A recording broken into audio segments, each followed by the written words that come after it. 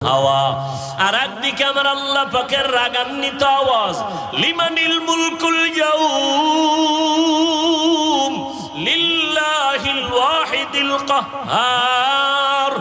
আমার আল্লাহ এত রাগান্বিত আওয়াজ দিয়ে কথা বলবেন, কুদরতি আওয়াজে হাসরের ময়দানটা থর থর করে কেঁপে উঠবে।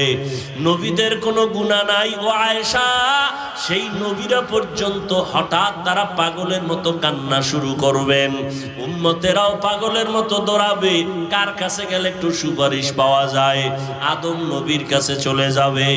আদম নবী বলবেন, আমার চিন্তা আমি বিভোর, আমি কিছুই করতে পারবো না। ইব্রাহিম নবীর কাছে চলে যাবেন, তিনিও এক কথা বলে ফিরায় কান্না শুরু করবেন। মুসা নবীর কাছে গেল, এই কথা ফিরায় দিয়ে কান্না শুরু করবেন। ইব্রাহিম নবীও কান্না করবেন। আম্মা জান আয়েশা বলেন, নবী তারপরে উম্মতের কি হালাত